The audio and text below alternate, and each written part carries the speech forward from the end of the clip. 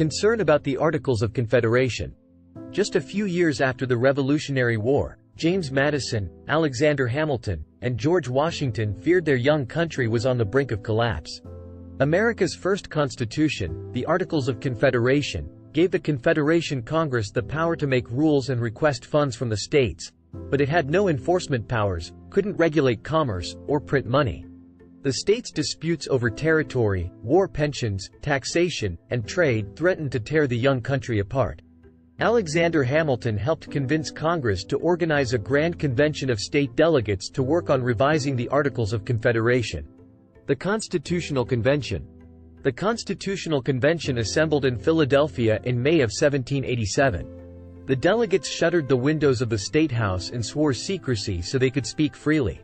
Although they had gathered to revise the Articles of Confederation, by mid-June they had decided to completely redesign the government.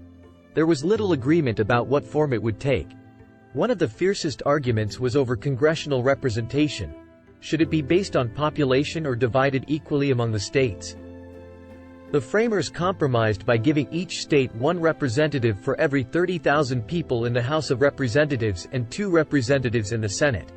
They agreed to count enslaved Africans as 3/5 of a person.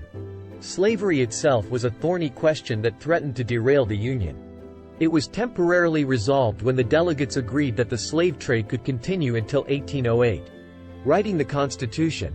After 3 hot summer months of equally heated debate, the delegates appointed a committee of detail to put its decisions in writing. Near the end of the convention, a committee of style and arrangement kneaded it into its final form, condensing 23 articles into 7 in less than 4 days. On September 17, 1787, 38 delegates signed the Constitution. George Read signed for John Dickinson of Delaware, who was absent, bringing the total number of signatures to 39. It was an extraordinary achievement. Tasked with revising the existing government, the delegates came up with a completely new one. Wary about centralized power and loyal to their states, they created a powerful central government. Representing wildly different interests and views, they crafted compromises. It stands today as one of the longest-lived and most emulated constitutions in the world. Ratification. The founders set the terms for ratifying the Constitution.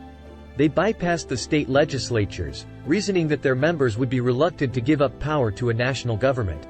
Instead, they called for special ratifying conventions in each state. Ratification by 9 of the 13 states enacted the new government. But at the time, only 6 of 13 states reported a pro-constitution majority. The Federalists, who believed that a strong central government was necessary to face the nation's challenges, needed to convert at least 3 states. The Anti-Federalists fought hard against the Constitution because it created a powerful central government that reminded them of the one they had just overthrown, and it lacked a Bill of Rights. The ratification campaign was a nail-biter. The tide turned in Massachusetts, where the "vote now, amend later" compromise helped secure victory in that state and eventually in the final holdouts.